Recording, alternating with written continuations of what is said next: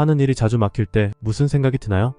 모든 일을 중단하고 여행이나 떠날까? 라는 생각이 듭니다. 그 다음은요? 취업이 안 되면 수능 공부나 아니면 다른 학교나 학과에 편입해 보고도 싶어요. 그것도 아니면 그냥 집에서 잠만 자고 싶네요. 그러다 보면 어느 날 갑자기 투자했던 게 큰 돈이 될 수도 있지 않을까요? 그래도 긍정적으로 삶을 풀려 합니다. 물어보시니까 그래도 긍정적으로 생각하려 한 거죠. 모든 걸 다 그만두겠다는 생각만 들 것 같아요.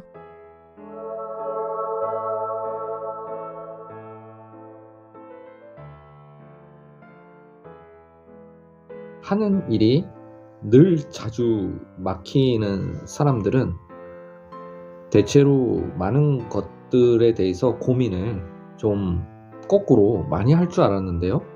그때 그냥 자꾸 막히면은 하는 일을 손에서 놓아버리겠다라는 사람이 많습니다. 그러니까 뭐 극단적으로 얘기를 하면 일을 안 하겠다라는 거죠. 그리고 나서 마음을 추스리고 쉼을 갖는 것을 하겠다, 이렇게 얘기를 하는 경우가 많아요. 그렇게 따지고 보면은 우리는 그 하던 일이 막히면 그 일을 놓아버리면서 자신의 마음의 안정성, 편안함을 찾겠다, 그런 것이 많다라는 거죠. 그렇게 해도 자신이 삶을 사는데 크게 지장이 없기 때문이라는 겁니다. 아둥바둥 살 바에야 먼저 손에서 놓고 쉼을 갖는다라는 뜻이죠. 그렇게 되니까 우리는 자기가 가는 길이 막히고, 그리고 어디에다가 하소연할 수 없는 억울한 상태가 되더라도 자신은 나중에 차후에 한 발짝 두 발짝을 디디겠다라는 뜻이죠.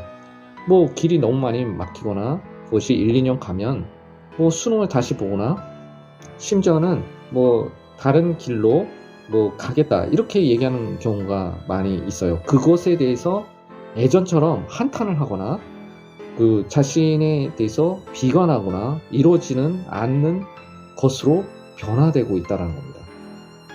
왜 이런 시각을 갖게 되냐면 자기가 스스로 아무리 해도 막히는 것은 노력해도 안 된다라는 그 순간이기 때문에 그것을 자기 자신의 문제로 돌리기보단 외부의 상황의 탓으로 돌리는 경우가 많아졌고요.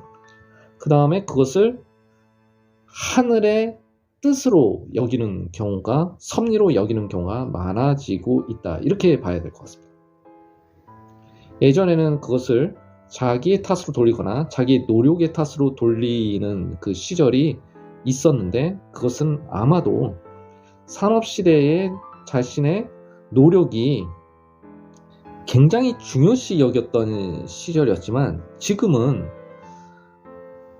어느 날 갑자기 자기가 노력과 좀 상관없이도 부를 쌓을 수 있다, 그것에 자신의 생각이 변화되고 있다, 그 시점에서 우리는 살고 있는 것이라고 보여집니다.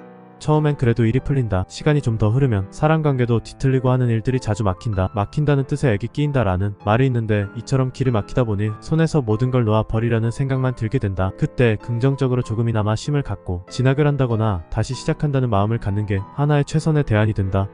그러다 보면 어느 날 갑자기 투자한 게 수익이 나기도 한다. 그러면서 길이 다시 열린다.